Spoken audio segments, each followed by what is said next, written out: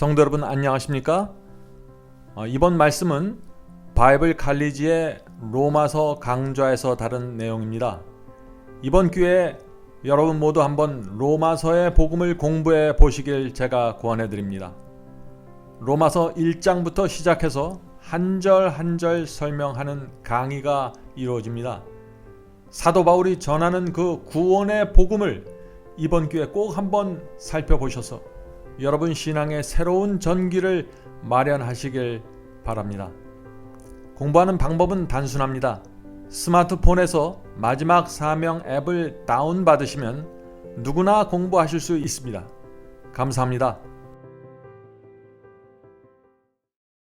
오늘 말씀의 주제는 유대인이 실패했던 이유와 남은 무리라는 말씀으로 좀 나누려고 합니다. 로마서 1장에서 바울이 강조했던 것은 이 세상 전체 사형 선고가 내려져 있다는 것입니다. 그래서 모든 이 지구에 사는 사람들이 사형수라는 것이죠. 그래서 하나님의 은혜와 용서가 없으면은 소망이 없다는 것을 말했던 것입니다. 자, 그런데 이 로마 교회 안에 이 바울의 이 말씀을 인정하지 않는 한 그룹이 있었는데 그들이 누구일까요? 그들이 바로 유대인들, 유대파 그리스도인들이었습니다.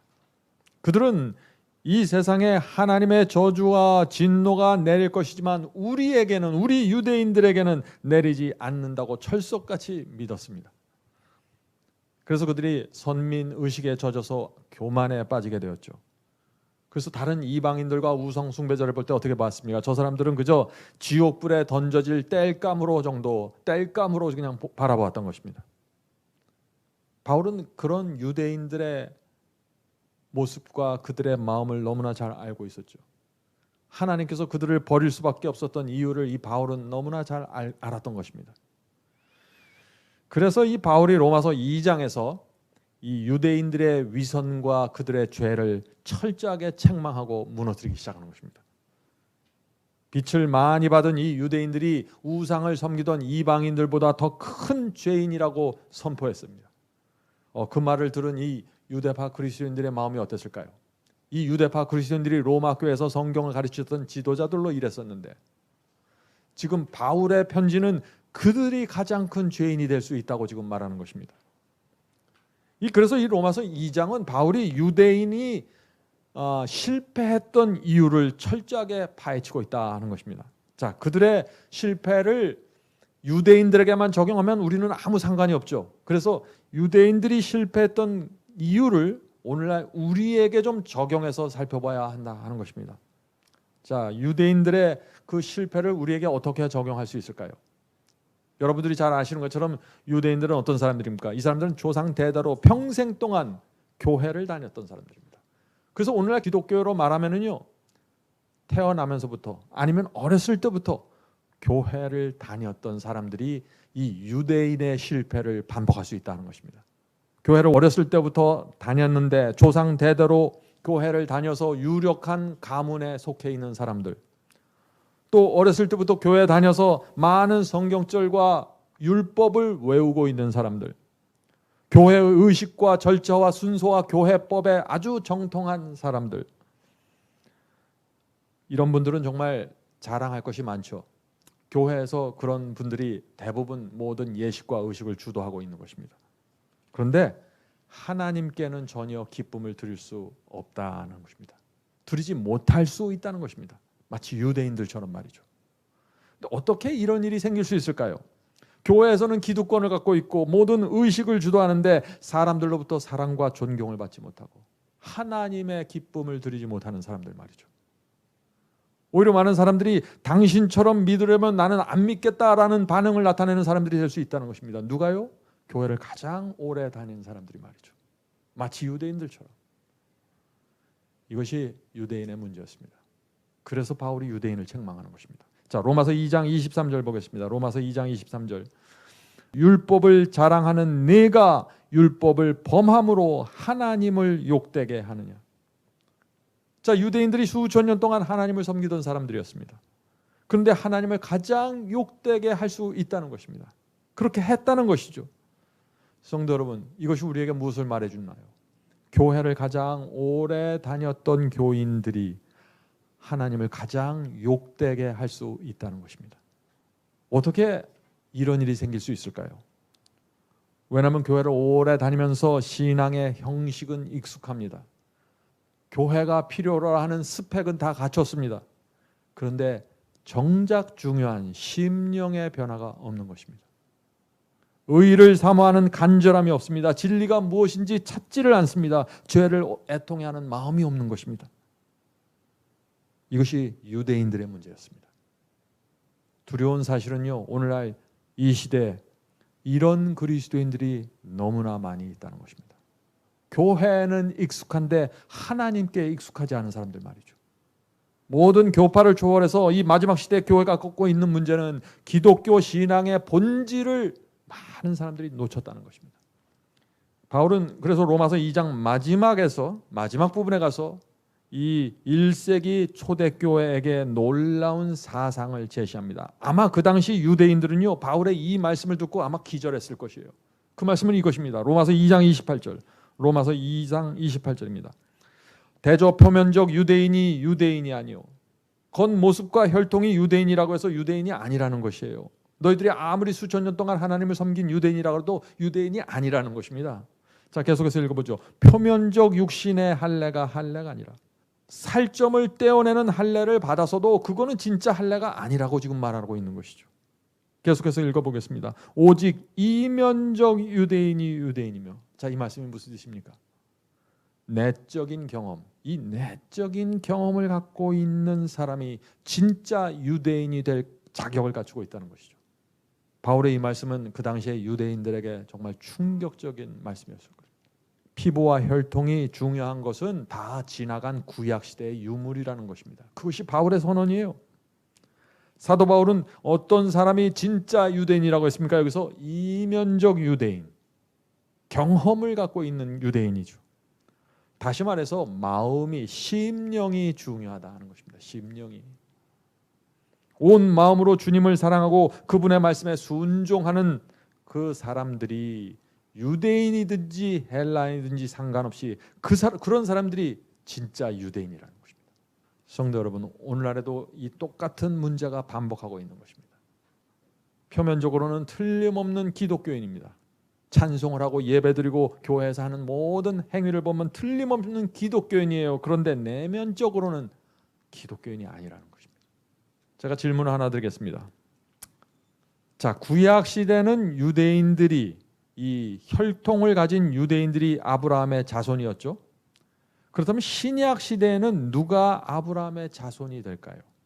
신약 시대에는 누가 하나님의 약속과 유업을 받을까요? 자, 바울의 말을 들어보죠. 갈라디아 3장 29절. 너희가 그리스도께 속한 자면 곧 아브라함의 자손이요. 자, 아브라함의 자손이 누구예요? 그리스도께 속한 자들입니다. 그리스도께 속한 자면 곧 아브라함의 자손이요 약속대로 유업을 받을 자니라. 여기에 오해할 여지가 전혀 없죠. 사도 바울은 그리스도께 속해 있는 성도들이 아브라함의 자손이라는 것입니다. 지금 이 시대도 마찬가지입니다. 그래서 저와 여러분이 오늘 그리스도께 속해 있으면 우리는 구약 시대 때 아브라함에게 하나님께서 약속하신 그 엄청난 축복과 유혹을 오늘 우리가 받게 된다는 것입니다. 이것은 놀라운 말씀이죠.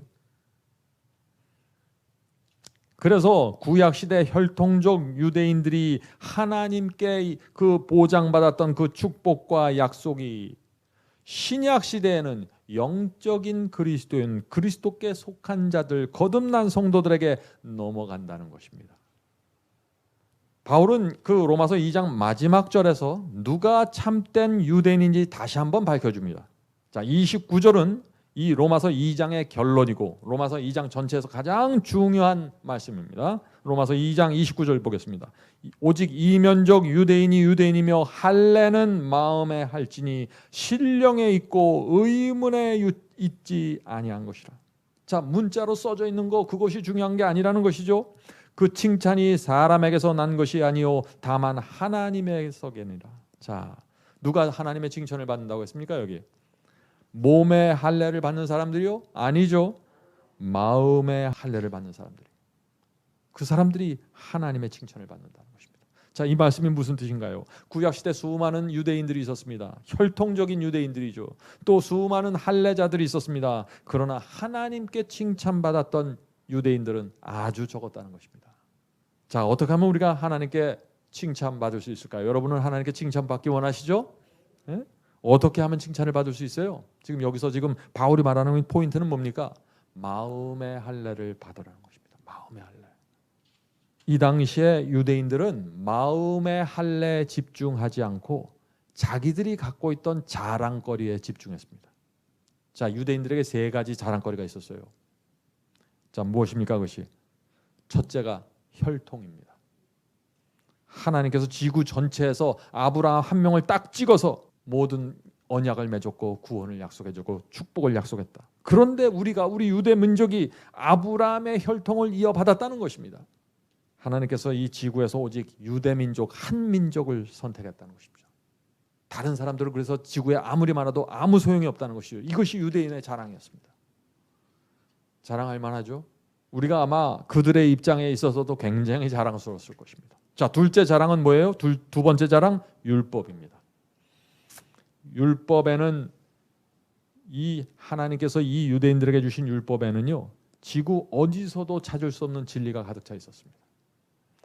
이 율법에는 아주 고결한 지식이 넘쳐 있었습니다. 그래서 이 유대인들은 율법을 외웠고 배웠고 날마다 이것을 훈련했습니다. 자, 세 번째 자랑은 할례입니다. 생후 8일 만에 하나님의 백성이라는 표시를 몸에 직접 남겼습니다. 남자아이들에게 말이죠.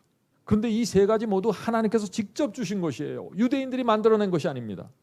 그러니 유대인들이 얼마나 자랑스러웠을까요?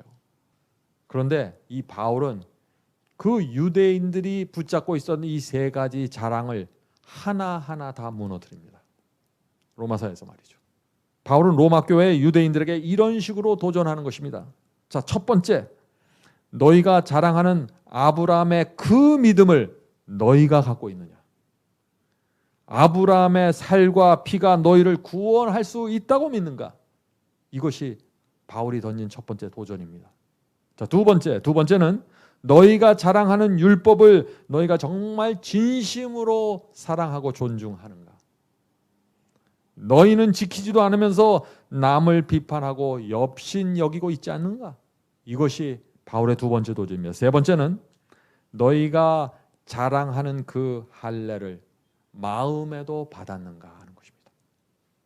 몸에 아무리 칼자국들을 내도 소용없다는 것입니다. 말씀의 검이, 성령의 검이 마음에서 죄와 세상을 잘라내는 그 내적인 경험이 없으면 아무 소용이 없다는 것입니다. 바울의 이런 반론 앞에서 유대인들이 무슨 말을 할 수 있을까요? 아무 말도 할 수 없는 것이죠. 성도 여러분, 이 바울은 왜 유대인들이 그 몸에 받은 그 할례를 아주 의미 없는 것으로 여겼을까요? 이 할례라는 것은 사실 몸의 건강에 유익한 것입니다. 위생적인 것이죠. 그런데 이 할례를 별로 의미 없는 것으로 취급했어요. 로마서에서. 왜 그럴까요? 할례는 받았는데 순종하지 않기 때문입니다. 할례는 받았는데 하나님을 사랑하지도 않고 진리를 가슴 깊이 받아들이지도 않았습니다. 형식과 의식으로 지킨 것입니다. 진심으로 순종하고자 하는 간절한 심령이 없었습니다. 날마다 양을 잡아서 피를 뿌렸지만 하나님 마음에 있는 그 고통은 이해하지 못했습니다. 그래서 세월이 지나가면서 유대인들이 결국 어떻게 됐습니까? 경건의 모양만 남고 의식만 남게 된 것입니다. 이것이 교회를 오랫동안 다닌 사람들이 갖게 되는 문제라는 것입니다. 지금 성도 여러분, 이것이 유대 민족이 멸망당한 이유이고 이 시대의 모든 그리스도인들이 직면하고 있는 문제입니다. 저와 여러분이 지금 이 문제를 직면하고 있는 것입니다. 성경에 수많은 가르침과 교리와 말씀들이 있는데 이것이 나에게 살아있는 생명으로 남을 것인가, 아니면 그냥 교리와 죽은 형식으로 남을 것인가, 이 도전 앞에 모든 그리스도인들이 서 있는 것입니다. 지금. 자, 여기서 우리가 오해하지 말아야 될 것이 있습니다. 이것은 중요한 겁니다. 바울은 율법을 유대인들의 실패 이유로 지적한 것이 아닙니다. 율법 때문에 너희들이 망했다, 그렇게 말하는 것이 아니에요. 율법에 대한 바울의 사상은 아주 분명합니다. 갈라디아 5장 3절 보죠. 내가 할례를 받은 각 사람에게 다시 증거하노니 그는 율법 전체를 행할 의무를 가진 자라. 바울은 율법에 대한 생각이 분명하죠. 반드시 율법에 순종해야 될 것을 믿고 가르쳤습니다. 오늘날에도 이 유대인들의 문제는 심각하게 이어져 내려오고 있는 것입니다. 어떤 문제입니까?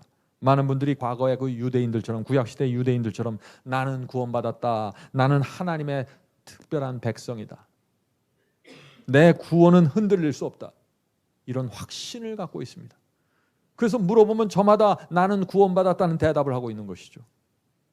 그래서 열심히 교회에 참석하고 11조를 드리니까 말이죠, 다들 그런 확신을 갖고 살아가는 것입니다. 형식과 모양은 거의 완벽하게 갖춰 있는 것입니다 지금.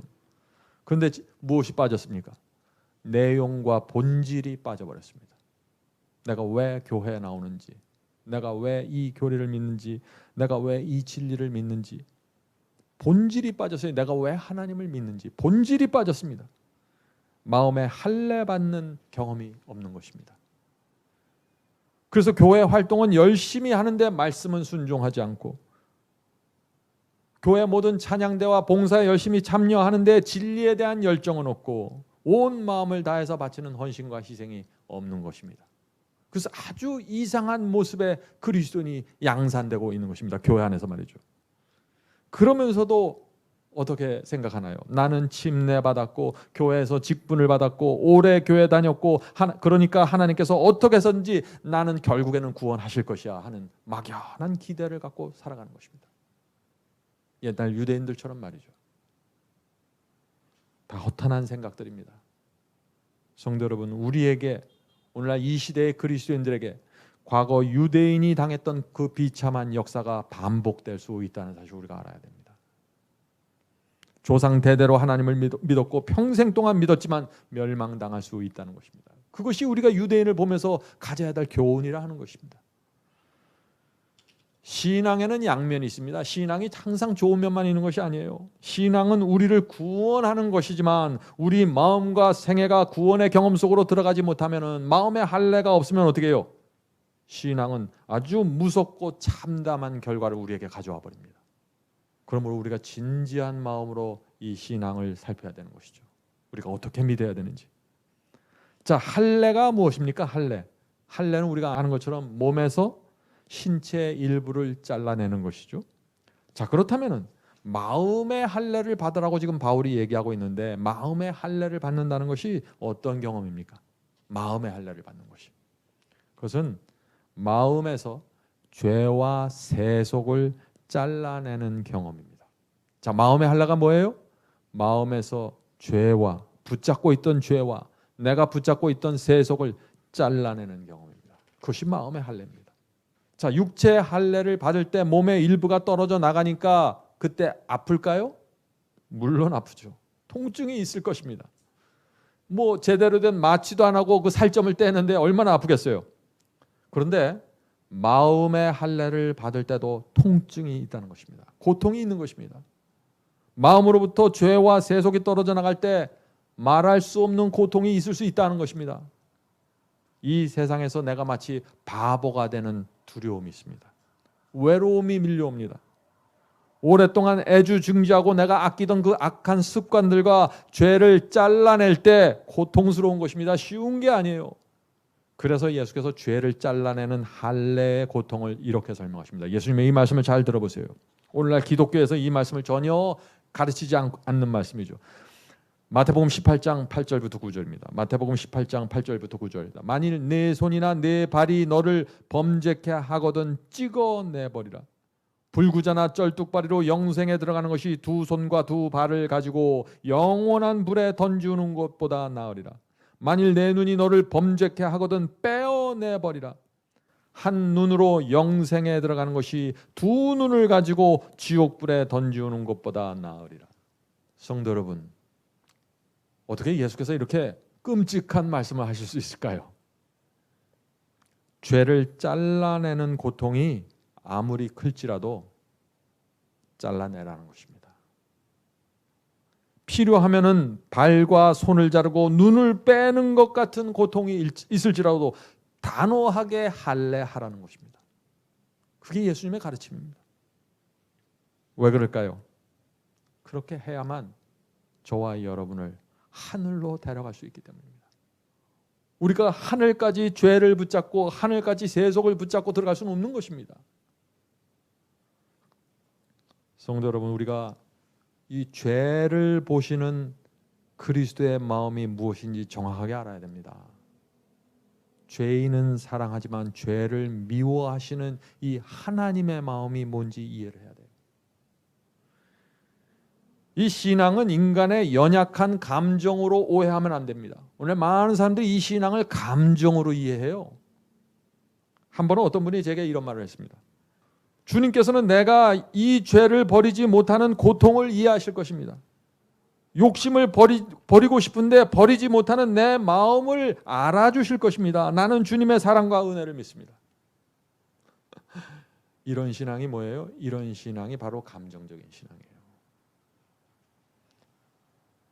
죄를 잘라내는 그 할례의 고통을 감수하지 않으면 예수께서 우리를 천국으로 데려갈 수 없는 것입니다. 여기에 하나님의 고민이 있는 것입니다. 만일 우리가 이 손을 자르고 발을 자르고 눈을 빼라고 호소하는 이 예수님의 마음을 우리가 조금이라도 이해한다면 어떻게 될까요? 우리는 성령께서 집도하시는 수술대에 올라가게 될 것입니다. 할례하게 될 것이에요. 성령께서 우리 마음속에서 죄를 잘라내 주셔야 우리의 마음이 새로워집니다. 우리 마음속에서 죄를 붙잡고 있는 한 성령께서 우리에게 충분히 역사하실 수가 없어요. 우리가 죄에 끌려다니지 않을 수가 없어요. 우리 마음속에서 죄를 붙잡고 있는데 어떻게 안 끌려다녀요? 그래서 할례가 필요한 것이에요. 성도 여러분이 육체의 할례가 실제적인 경험이죠. 실제적으로 살점이 떼내지는 실제적인 경험이죠. 마음의 할례도 실제로 일어나는 경험입니다. 이것은 막연한 철학이 아니에요. 상상이 아닙니다. 이건 교리가 아니에요. 마음의 할례는 참된 회개입니다. 거듭남입니다. 새 마음을 받는 경험이에요. 그런 경험을 하는 사람들이 신약 시대에 누구예요? 신약 시대의 유대인들이에요. 그런 경험을 하는 사람들이 마지막 시대의 이스라엘입니다. 하나님께서 붙잡고 가시는 한 백성이죠. 자, 우리가 그래서 이것을 정확하게 이해하셔야 돼요. 바울은요, 이 어떤 사람들이 초대교회부터 시작해서 예수께서 재림하실 때까지 이 하나님의 참 백성인지 한마디로 지금 간단하게 표현하는 것입니다. 그걸 어떻게 표현하냐면은 구약 시대의 주인공은 한 민족이었어요. 유대 민족. 하나님께서 유대 민족을 통해서 진리를 보존하셨고 민족을 통해서 말씀을 전파하려고 하셨습니다. 그런데 이 신약 시대 십자가 이후부터 예수께서 재림하실 때까지 이 주인공은 누구냐면 교회입니다. 여러 이방인들이 모여드는 교회입니다. 이 교회를 통해서 하나님께서 복음을 전하셨고 새로운 영적 이스라엘을 만들어내시는 것입니다. 자, 그러므로 이 구약 시대 유대인들과 신약 시대의 이스라엘 유대인들을 잘 구분해야 한다는 것입니다. 구약 시대 그 유대인들에게 주셨던 모든 약속과 축복이 신약 시대 마음의 할례를 받은 성도들에게 그대로 넘어오게 되는 것입니다. 이것을 놓치지 말아야 돼요. 그래서 갈라디아에서 이런 말씀이 있는 것이죠. 갈라디아 6장 15절 16절입니다. 갈라디아 6장 15절 16절. 할례나 무할례가 아무것도 아니로되 오직 새로 지으심을 받은 자뿐이라. 자, 새로 지으심을 받았다는 게 어떤 거예요? 거듭났다는 얘기죠. 중생했다는 얘기입니다. 오직 할례를 받든지 받지 않든지 중요한 게 아니라는 것이에요. 중요한 건 뭐예요? 새로 지으심, 거듭남, 중생, 회개의 경험을 했느냐 안 했느냐, 이게 중요하다는 것이죠. 계속해서 읽어보죠. 무릇 이 규례를 행하는 자에게와 하나님의 이스라엘에게 평강과 긍휼이 있을지어다. 자, 성도 여러분, 이 말씀이 왜 중요합니까? 이 말씀은 십자가 이후에 수십 년이 지난 후에 갈라디아 교회에게 주신 바울의 말씀이죠. 그때 바울은요, 그 당시 초대교회 이후 이방인들로 구성되어 있던 그 초대교회를 향해서 뭐라고 불러요? 지금 여기서 이스라엘이라고 부르는 것입니다. 이 말씀의 중요성이 얼마나 우리가 좀 집중해야 될지 모르겠어요. 구약 시대에는 육체적 이스라엘에게 하나님의 유업과 약속이 주어졌지만 신약 시대는 영적인 이스라엘에게, 이방인들로 구성된 영적인 이스라엘 초대교회 안에서 마음의 할례를 받은 그 성도들에게 하나님의 약속과 유업이 그대로 넘어갔다는 것입니다. 그것이 지금까지 이어져 내려오고 있다는 것이죠. 이것이 이스라엘에 대한 바울의 사상입니다. 유대인에 대한 바울의 사상이에요. 자, 이 바울은 그래서 로마서와 갈라디아 서서를 통해서요, 어떻게 해서든지 이 기독교 신앙을, 초대교회 신앙을 유대인의 할례와 유대인의 선민 사상으로부터 떼어내려고 그렇게 애를 썼는데, 그래서 이들을 마음의 할례를 받는 경험, 내적인 경험으로 끌어가려고 그렇게 애를 썼습니다. 자, 이제 로마서 3장으로 넘어가도록 하겠습니다. 로마서 3장입니다. 자, 이렇게 해서 바울이 로마서 1장과 2장의 글을 로마 교회에 보냈는데, 그 로마 교회에 있던 그 유대인들, 유대파 그리스도인들이 로마서 1장과 2장을 읽으면서 어떤 마음의 생각을 갖게 되었을까요? 그것이 3장의 내용입니다. 바울이 유대인들의 위선과 죄를 책망하면서 너희는 실패했어, 너희는 하나님의 심판을 받을 것이야 라고 글을 보냈는데, 그 글을 읽는 유대인들이 마음이 어떨까요? 무슨 생각을 할까요? 그들은 이런 질문을 하지 않을 수가 없는 것입니다. 어떤 질문이냐면요, 자, 그렇다면은 하나님께서 우리 유대인들을 선택한 이유가 뭡니까 도대체? 우리도 이방인들처럼 심판받고 우리도 멸망당할 수 있는 것이면 도대체 하나님께서 우리를 남은 무리로 하나님의 특별한 백성으로 선택한 이유가 무엇입니까? 우리가 아브라함의 후손인데 도대체 우리가 갖고 있는 좋은 점이 그렇다면 무엇입니까? 라는 질문을 하지 않을 수 없는 것이죠. 그래서 이 질문에 대한 대답이 로마서 3장 1절부터 8절까지 내려간다 하는 것입니다. 자, 유대인들이 던지는 첫 번째 질문이 로마서 3장 1절부터 2절에 나옵니다. 유대인들은 이 로마서 3장 1절부터 8절까지 세 가지 질문을 던지는데, 오늘 첫 번째 질문을 좀 살펴보도록 하겠습니다. 자, 첫 번째 질문은 이것입니다. 로마서 3장 1절부터 2절. 그런즉 유대인의 나음이 무엇이냐? 자, 유대인이 좋은 것이 무엇입니까? 그러면은 할례의 유익이 무엇이냐? 자, 이것이 유대인들이 던진 질문이에요. 자, 하나님의 특별한 백성인 우리도 심판받는다면은 우리가 도대체 좋은 게, 남들보다 좋은 점이 무엇입니까? 하는 질문이죠. 자, 여기서 바울이 어떻게 대답할까요? 이 질문에 대해서. 지금 이 로마서 3장은 특별한 형식을 갖고 있습니다. 바울이 유대인들 마음속에 있는 질문을 가져다가 스스로 질문을 던지고, 또 바울이 그 질문에 대답하는 형식으로 이 문장이 돼 있어요. 로마서 3장은. 자, 바울의 대답은 이렇습니다. 범사에 많으니, 무슨 뜻인가요? 너희들 좋은 점이 많아. 좋은 점이 많아. 범사에 많아. 계속해서 읽어보죠. 범사에 많으니, 첫째는 범사에 좋은 점이 많은데 첫 번째 좋은 점은 뭐예요? 첫 번째 좋은 점? 첫 번째는 저희가 하나님의 말씀을 맡았음이니라. 가장 유대인들, 너희들이 가장 갖고 있는 유익은 뭐냐? 하나님께서 너희들에게 말씀을 주셨잖아. 너희들이 말씀을 보관하고 있잖아. 이 얘기를 하는 거예요. 성도 여러분, 잊지 마세요. 이것이 남은 무리의 특징입니다. 남은 무리의 특징 뭐예요? 하나님의 말씀을 맡고 있는 자들입니다. 많은 사람들이 남은 무리가 되길 원하죠. 어떻게 해야 됩니까? 하나님의 말씀을 맡아야 돼요, 내가. 그래서 각 시대마다 이 남은 무리는 하나님의 말씀에 대한 정확한 지식을 갖고 있었습니다. 분명한 진리의 빛을 갖고 있었어요. 그들은 하나님의 뜻이 무엇인지, 하나님의 율법이 무엇을 요구하는지 정확하게 알고 있었습니다. 남은 무리입니다, 그들이. 그래서 구약시대의 남은 무리인 이 유대인들에게도 하나님께서 이런 특권을 주셨어요. 신명기 4장 6절부터 8절입니다. 신명기 4장 6절부터 8절. 이 말씀의 내용이 유대인들에게만 적용되는 것이 아니라 매 시대마다 남은 무리에게 이런 특징과 특권이 주어지는 것입니다. 자, 읽겠습니다. 신명기 4장 6절부터 8절. 너희는 지켜 행하라. 그리하면 열국 앞에 너희는 지혜요 너희의 지식이라. 그렇죠? 이 남은 무리가 되면 지혜를 받고 지식을 받게 되는 거예요.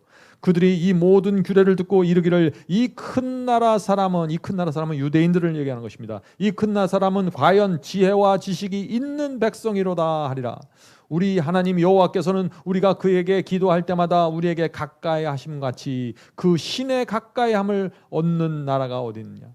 이 남은 무리가 기도할 때는 하나님께서 가까이 오신다는 것이에요. 남은 무리의 특징입니다. 오늘 내가 너에게 선포하는 이 율법과 같이 그 규례와 법도가 공의로운 큰 나라가 어디 있느냐. 성도 여러분, 바로 이것이 매 시대마다 남은 무리에게 주어졌던 특권이었습니다. 이 세상 어떤 나라보다 좋은 규례와 율법을 받은 민족이 유대인들이었어요. 기도하면 하나님께서 그들과 함께 하셨습니다. 그런 유익을 받은 이 민족이 유대인들이었습니다. 그러나 그들이 어떻게 했어요? 그들이 받은 빛과 말씀과 특권을 따라서 살지 않고 메시아를 죽였습니다. 마음의 할례를 받는 경험을 놓쳐버렸습니다. 교만해졌습니다. 그래서 하나님께서 그들을 버리시고 그 유대인들, 혈통적 유대인들에게 줬던 진리와 빛과 그 모든 특권을 이면적 유대인들, 마음의 할례를 받은 이면적 유대인들에게 넘겨주셨다 하는 것입니다. 그것이 누구예요? 초대교회입니다. 12사도가 되는 초대교회. 그 초대교회의 정신과 사상과 진리가 지금 이 시대까지 쭉 이어져 내려오는 것입니다. 누구를 통해서요? 남은 무리를 통해서. 자, 그렇다면 하나님께서 이 유대 민족과 12지파를 선택하신 이유가 무엇일까요? 우리가 이것을 잘 알아야 됩니다. 남은 무리도 멸망당할 수 있고 심판받는다면 이 남은 무리를 선택하시는 하나님의 이유와 기대가 뭐냐 이거예요. 하나님의 말씀을 맡기기 위한 한 백성이 하나님께서는 필요하신 것입니다. 지구의 사람들이 아무리 많이 있어도 하나님의 말씀을 맡길 한 점을 이 지구에 하나님께서는 찍는 것입니다. 그 첫 번째 점이 아브라함으로부터 내려오던 유대 민족이었습니다. 그래서 그 유대 민족을 통해서 온 세상에 복음을 전하기 위한 그 시작점으로 유대인들을 부르시고 사용하셨다 하는 것입니다. 그런데 그들이 하나님의 기대에 부응하지 못했죠. 성도 여러분, 이것이 남은 무리의 사상입니다. 남은 무리의 사상. 먼저 어떻게 해요? 하나님께서 남은 무리를 부르십니다. 그리고 그들에게 진리를 주시고 빛을 주십니다. 그리고 그들을 통해서 온 세상에 복음을 전파하시는 것입니다. 이것이 매 시대마다 하나님께서 갖고 계신 계획입니다. 먼저 한 점을 찍으시고 그들을 통해서 복음을 퍼쳐나가는 것입니다. 여러분들의 가정도 마찬가지죠. 여러분들 가정에서 먼저 한 점을 찍는 것입니다. 그 점이 어떤 경우에는 아내에게 먼저 지키고 어떤 경우에는 남편에게 먼저 지키고 어떤 경우에는 자녀에게 먼저 지키는 것입니다. 그러면 그 사람을 통해서 그 가족 안으로 빛과 말씀이 들어가게 되는 것이죠. 그래서 사탄은 그의 공격의 목표를 어디다 둘까요? 남은 무리, 진리를 보관하고 있고 말씀을 맡고 있는 이 보관자인 남은 무리에게 사탄의 모든 공격의 초점이 맞춰진다는 것입니다. 왜 그럴까요? 그들만 없애면은 진리가 사라집니다. 이 지구에서 남은 무리만 사라지면은 완전한 빛과 진리는 사라져 버립니다. 바벨론입니다. 애굽입니다. 어둠 속에 들어가게 되는 것입니다. 지구 전체가. 그래서 이 남은 무리에 거는 하나님의 기대와 또 그들에게 주시는 한 특권은 엄청난 것입니다. 자, 그래서 사탄이 이 구약 시대부터 이 남은 무리인 유대 민족을 끊임없이 공격해서 어떻게 했어요? 율법주의로 빠뜨리고 우상 숭배에 빠뜨렸죠. 그러면 그때 하나님께서 가만히 계실까요? 아닙니다. 하나님께서 일어서셔서 선지자를 보내주시고 책망하시고 그 진리를 붙잡고 있는 그 한 무리 한 줄기의 그 성도들을 지키시고 보호하신다 하는 것입니다. 이것이 하나님과 사탄의 전쟁 이야기입니다. 성도 여러분, 이 전쟁에서 내가 누구 편에 설 것인가가 저와 여러분의 선택이고 신앙이라는 것이죠. 지금도 그 전쟁이 치열하게 벌어지고 있습니다. 수많은 교회들이 있지만 하나님께서 인도하시는 한 백성이 있다는 것입니다. 그들에게 모든 진리와 말씀과 빛을 주시고 그들을 시작점으로 해서 온 세상과 바벨론을 향해서 말씀을 퍼뜨려 가신다는 것입니다. 성도분, 이제 제가 드리는 이런 질문에 여러분은 이제 대답할 수 있어야 된다는 것입니다. 자, 어떤 질문인가요? 하나님께서 이방인과 진리를 잘 모르는 사람들을 그러면 어떻게 구원할까요? 자, 어떻게 구원합니까? 여러분들 이제 대답하실 수 있죠? 말씀을 맡고 있는 남은 무리로부터 시작해서 진리가 전파되는 것입니다. 이것이 태초부터 세상 끝까지 하나님께서 복음을 전파하는 방법이었습니다. 구약시대 때 바벨론 속으로 어떻게 복음이 전파되었나요? 하나님께서 한 점을 찍으셨죠. 그 점이 누구였습니까? 다니엘과 세 친구들입니다. 남은 무리였습니다. 그들을 통해서 바벨론의 복음이 전파되었나요? 느부갓네살 왕까지 굴복했죠. 바벨론 주변 나라들까지 복음이 전파됐어요. 아주 적은 남은 무리를 통해서 그 엄청난 대제국이 무너지고 복음이 전파된 것입니다. 이것이 성령으로 끝나는 마지막 사업입니다. 성령으로 끝나는. 자, 질문 하나 더 드리죠. 이것은 중요한 질문입니다. 잘 생각하고 대답하셔야 돼요. 사탄이 집중해서 공격하는 대상은 그러면 누구일까요? 사탄이 누구를 공격해서 무너뜨려야만 이 지구에서 하나님의 진리가 사라지게 될까요? 누굽니까? 남은 무리, 말씀을 맡은 자들입니다. 말씀을 맡은 자들. 그래서 이 말씀을 맡고 있는 사람들의 마음에는 열정이 있게 되는 것입니다. 하나님께서 나에게 거시는 기대와 소원을 알기 때문에 그런 것입니다. 하나님께서 인도하시는 이 한 백성이 각 시대마다 있는데 그 시대마다 매 시대마다 사탄은 그들에게 공격을 집중했던 것입니다.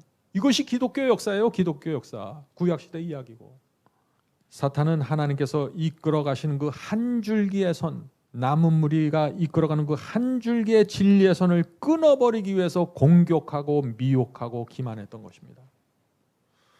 그래서 어떤 때는 하나님의 백성 속으로 아주 아름다운 여인들을 들여보내서 무너뜨려버리죠. 또 어떤 때는 돈과 우상 숭배로 또 미혹해서 무너뜨리고, 또 어떤 때는 교회 안에 거짓 선지자들 들여보내서 한 줄기의 선을 끊으려고 했던 것입니다. 그때마다 수많은 사람들이 교회 안에서 미혹을 받아서 멸망당하는 것입니다. 심지어 남은 교회 안에서까지 말이죠. 그래서 바울이 뭐라고 했나요? 하나님을 믿는 사람들이 바다 모래같이 많을지라도 오직 누구요? 남은 무리가 구원받는다고 말했던 것입니다. 그 말씀이 어디 있어요? 로마서 9장에 있죠. 로마서 9장 27절입니다. 이스라엘 자손들의 수가 비록 바다 모래 같을지라도 남은 자만 구원을 받으리라. 성도 여러분, 이스라엘의 자손이라고 해서 유대인들이라고 해서 다 구원받은 것이 아니죠. 여러분들 아시죠? 오직 남은 무리만 구원받았습니다. 남은 교회 안에 있는 남은 무리가 구원받는다 하는 것입니다. 이것은 정말 중요한 사상입니다. 유대인들은 자기가 남은 교회라고 해서 교만하고 건방지게 살다가 다 멸망당하죠. 그런데 남은 교회 안에 있는 남은 무리가 있다는 것입니다. 노아 홍수 때도 하나님을 알고 있던 사람들이 바다 모래처럼 많았습니다. 그러나 오직 남은 무리만 방주에 들어가고 구원받았죠. 소돔과 고모라 때도 남은 무리가 구원받았습니다. 예수께서 조림하셨을 때도 남은 무리가 베들레헴 마국간에 찾아와서 메시아를 영접했죠. 유대교회 전체가 그리스도를 거절했습니다. 그러나 남은 무리가 그리스도를 영접하고 마가의 다락방에 모여서 성령을 받았습니다. 남은 무리가 계속해서 이어져가는 것입니다. 중세기에 온 유럽의 기독교회가 배도했습니다. 수많은 진리가 무너졌습니다. 그런데 남은 무리가 어떻게 됐습니까? 깊은 산과 계곡으로 들어가 광야 교회를 세우고 그들은 진리를 보관하고 맡은 자들로 살아갔습니다. 얼마나 오랫동안요? 수백 년 동안 말이죠. 남은 무리입니다. 이 사탄이 중세기의 진리의 선을 이어져 내려가는 그 진리의 선을 끊어버리기 위해서 중세기에 8천만 명의 성도를 죽였죠. 기독교 역사죠, 그것이. 그런데 하나님께서는 말씀을 보존할 남은 무리를 보호하고 지키셨습니다. 하나님께서는 역사하시는 것입니다. 남은 무리 가까이에서 계속해서 그들과 함께 가면서 그들을 지키시고 말씀이 이어져 가도록 방어하시는 것입니다. 저와 여러분이 그 위대한 사명을 위해서 부름받았다 하는 것입니다. 어떻게 우리가 살아야 될까요? 이 세상의 안개처럼 없어지는 것들에 붙잡혀서 우리가 이렇게 살다가 무너질 수는 없는 것입니다. 성도 여러분, 각 시대마다 남은 무리가 있었는데 그 남은 무리는 마치 이 달리기 경기의 릴레이 경기처럼 이어져 가는 것입니다. 한 사람이 진리를 들고 뛰다가 무너지면은 죽어가면은 또 다른 남은 무리가 나타나서 그 바톤을 받고 또 다음 자신의 생애를 통해서 또 달려가는 것입니다. 그래서 예수께서 재림하시기 전까지 이 릴레이 경기가 계속해서 되는 건데 그 경기의 마지막 주자가 누구일까요? 에덴 동산에서부터 이어져 내려오는 그 릴레이 경기의 마지막 주자가 누구일까요? 그것이 요한계시록 12장에 나오죠. 요한계시록 12장 17절입니다. 요한계시록 12장 17절. 용이 사탄이죠. 용이 여자에게 분노하여 돌아가서, 여자가 누굽니까? 예수님은 신랑이고 우리는 신부라고 했죠. 그러니까 이 여자는 성경에서 그 예수님의 신부, 하나님의 참된 백성들이죠. 자, 용이 여자에게 분노하여 돌아가서 그 여자의 남은 자손 곧 하나님의 계명을 지키고 예수 증거를 가진 자들로 더불어 싸우려고 바다 모래 위에 섰더라. 자, 마지막 시대에 사탄이 누구를 공격한다고 했나요? 남은 무리입니다. 여자의 남은 자손, 즉 계명을 지키는 자들. 이것이 마지막 시대의 남은 무리입니다. 저와 여러분은 반드시 이 남은 무리에 포함되어야 합니다. 여러분의 상황이 어떻든지 간에, 여러분의 백그라운드가 어떻든지 간에, 여러분의 교파와 조건이 어떠하든지 간에 무조건 마지막 시대가 되면 이 계명을 지키는 성도들이 되어야 한다는 것입니다. 하나님께서 이들을 붙잡고 마지막 전쟁을 치르시고 승리하시고 예수께서 재림하실 것입니다. 자, 그러면은 이 사탄이 이들을 치열하게 공격하겠죠? 아담 때부터 이어져 내려온 그 한 줄기 선을 이어져 가는데 이 한 줄기 진리의 선을 붙들고 가는 성도들이 계속해서 나타나는데 그때마다 사탄은 나타나서 그 선을 끊어버리려고 하는 것입니다. 자, 그 진리의 선을 끊는다는 것이 뭐예요? 그 진리를 이해한 사람들이 진리를 포기하게 만든다는 것입니다. 율법이 요구하는 그 요구가 무엇인지 정확하게 아는 사람들을 세상으로 미혹해서 세상으로 빠져나가게 한다는 것이에요. 진리를 붙잡고 뛰지 못하게 한다는 것입니다. 그것이 진리의 선을 끊어버린다는 것입니다. 저와 여러분이 이 시대에 그 진리의 선을 이어가는 성도들이 되어야 하는 것입니다. 우리는 부족하지만은 하나님께서 이 사명을 위해 저희 모두를 불러주셨다는 것을 믿고 살아야 되는 것입니다. 성도 여러분, 지금 이 시대는 인간의 눈으로 볼 때 참 위기의 시대입니다. 왜냐하면 이 진리를 있는 그대로 붙잡고 뛰어가는 성도들이 거의 보이지 않기 때문이죠. 위기의 시대입니다. 그러나 이 위기의 때 하나님께 충성하는 남은 무리가 밝은 빛을 나타내며 나타나는 것입니다. 어두우면 어두울수록 빛은 밝아지는 것이니까요. 자, 이 남은 무리를 가리켜서 이 사도 요한이 그들은 계명을 지킨다 했는데 이 많은 분들이 이 계명을 지킨다 그러면 율법주의를 연상해요. 이 그 말씀이 아니죠. 계명을 지킨다. 다니엘과 세 친구들처럼 하나님의 계명을 있는 그대로, 말씀을 있는 그대로 지키면서 순종한다는 것입니다. 그런 사람들이 남은 무리의 특징이죠. 자, 성도 여러분, 이 마지막에 여자의 후손이 나타나고 계명을 지키는 사람들이 나타난다고 했는데 이 마지막 교회가, 하나님의 교회가 하늘에서 어느 날 갑자기 뚝 떨어지는 게 아니에요. 그죠? 제가 릴레이 경기라고 했죠? 이 하나님께 충성하는 이 남은 무리 교회가 어디서 처음 시작했습니까? 에덴 동산에서 시작된 거예요. 아담과 하와가 첫 번째 교회였습니다. 그때부터 시작해서 그것이 노아에게 전달되었고 아브라함에게 전달되었고 구약 시대를 지나면서 초대교회에게 전달되었고 중세기 광야교회에게 전달되었고 종교계 운동자들에게 전달되었고 하나의 선으로 이렇게 이어져 내려오던 그 하나님의 백성과 하나님의 백성 말씀을 보관하던 그 성도들이 누구에게 마지막에 이어진다는 것이에요? 계명을 지키는 성도들에게 넘어간다는 것입니다. 마지막 버튼입니다. 릴레이 경기의 마지막 주자들이에요. 얼마나 놀라운 진리입니까? 하나님께서 이 무리에게 모든 기대를 거시고 마지막 전쟁에 들어간다는 것입니다. 이런 이야기를 우리가 살펴보면 정말 이 세상에 아무런 가치를 둘 수가 없는 것이죠. 자, 이제 좀 정리해 보죠. 우리가 이 로마서를 공부할 때 마지막 시대의 남은 무리가 되는 신앙이 무엇인지 정확하게 알아야 되는 것입니다. 자, 남은 무리가 되는 첫 번째 단계 뭐예요? 오늘 로마서 3장 1절 2절에서 배웠죠. 하나님의 말씀을 맡은 자가 되어야 합니다. 첫 번째, 말씀을 맡은 자가 되어야 돼요. 어떻게 말씀을 맡나요? 우리가 하나님의 말씀은 성경책에 있는데 그 말씀을 어떻게 우리가 맡아요? 성경에 기록된 하나님의 말씀의 의미를 정확하게 깨닫고 진리가 무엇인지 깨닫고 하나님의 뜻이 무엇인지 깨닫는 것입니다. 다니엘과 요한계시록에 나타난 하나님의 계시와 계획을 정확하게 이해하고 받는 것입니다. 말씀을 보관하는 것이에요. 그것이. 자, 두 번째 단계는 무엇일까요? 그것을 이해하고 깨달은 사람들은 두 번째 단계로 넘어가야겠죠. 두 번째 단계는 무엇입니까? 내가 이해하고 깨달은 그 말씀대로 순종하고 살아가는 것입니다. 전하는 것입니다. 자, 그런데 우리가 이렇게 하나님의 말씀을 순종하려고 하면은 선제되어야 될 경험이 있는 것입니다. 그 경험이 뭐예요? 오늘 그것이 바울이 강조했던 마음의 할례를 받는 경험이라는 것입니다. 우리 마음에 죄와 세속이 있으면 그것이 끊어져 나가지 않으면 내가 진리를 붙잡고 가려고 해도 안 돼요. 그래서 죄와 세속이 내 속에서 끊어져 버리는 그 할례의 경험이 있어야 된다는 것입니다.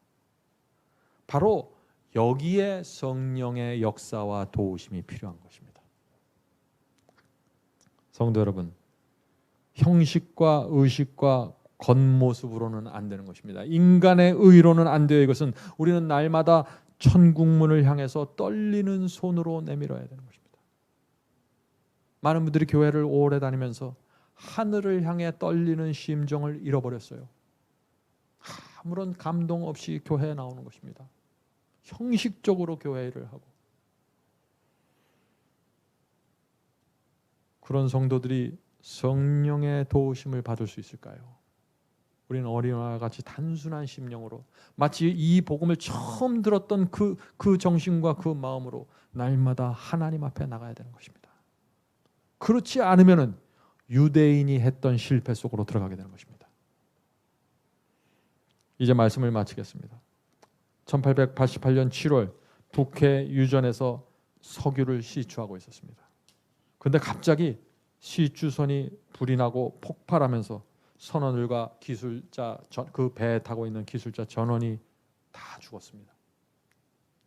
그런데 오직 한 사람만 살아남았습니다.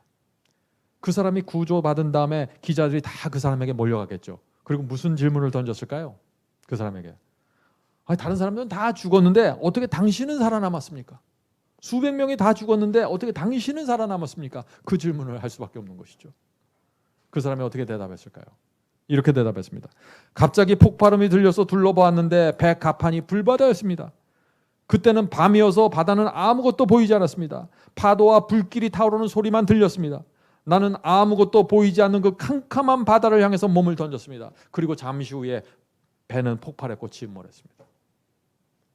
이것이 그 사람이 살았던 이유입니다. 그 기자들이 다시 또 이렇게 질문하는 것입니다. 왜 다른 사람들은 배에 남기로 결정했는데 당신은 그 시커먼 아무것도 보이지 않는 그 무서운 바다에 뛰어들었습니까? 하는 질문을 던졌죠. 그 선원이 어떻게 대답했을까요? 이렇게 대답했어요. 그때 배는 이미 불타고 있었습니다. 배를 의지하기보다는 저 무섭고 두려운 바다에 몸을 던지는 것이 오히려 안전하다고 저는 생각했습니다. 성도 여러분, 불안할지라도 우리가 두려울지라도 하나님께 온전히 바치고 뛰어드는 사람이 결국에는 구조받게 되는 것입니다. 우리가 재고 생각하고 판단하고 결국 그래서 인간적인 생각으로 흘러가면은요, 갑판에 남아서 불타게 되는 것입니다. 시커먼 바다를 여러분들 겨울 밤바다를 한번 보셨습니까? 무서워서 바닷가 가기도 쉽지 않죠. 그런 바다 속으로 나를 던지는 것 같은 느낌을 우리가 신앙을 하면서 받게 되는 것입니다. 두려움과 외로움 속으로 내 자신을 던지는 것이죠. 하나님께서 내 인생을 책임져 주실까? 내가 이 말씀대로 그대로 살아갈 때, 넓은 길을 버리고 좁은 길로 내가 뛰어들 때 하나님께서 나를 받아주실까? 이 두려움이 있는 것입니다. 이 두려움을 극복하는 사람들이 결국에는 하나님께서 인도하는 좁은 길을 끝까지 걸어갈 수 있는 것입니다. 성령께서 우리 모두를 그 하늘 가는 길로 인도해 주시길 제가 간절히 바랍니다. 하늘에 계신 아버지, 저희들이 유대인들이 했던 그 실패를 반복하지 않도록 도와주시옵소서. 오래 신앙을 하면서 저희의 신앙이 형식이 되고 거칠애가 될 수 있는 위험에 날마다 직면하게 됩니다. 주여, 저희를 불쌍히 여겨 주셔서 주님을 생각할 때 저희의 마음이 고동치게 도와주시옵소서. 하나님의 진리를 만날 때마다 처음 보는 것처럼 그것을 붙잡게 도와주시옵소서. 하나님의 사랑과 은혜를 생각할 때마다 저희의 가슴이 아프고 시리도록 역사해 주시옵소서. 하늘에 계신 아버지, 저희가 다시 어린아이와 같은 신앙으로 돌아가기를 원합니다. 성령께서 강팍해진 저희의 마음을 부드럽게 해 주셔서 진리에 대한 감사가 그치지 않도록 도와주시옵소서. 알고 있는 말씀과 진리에 충성하는 그 기쁨이 무엇인지 날마다 새롭게 하여 주시옵소서. 마음에 할례 받는 경험, 그 경험이 계속해서 이루어질 수 있도록 하여 주시고, 하나님을 향한 저희의 봉사와 헌신이 형식과 죽은 의식이 되지 않도록 살려주시옵소서. 이 모든 말씀 예수님의 이름으로 간절히 기도드립니다. 아멘.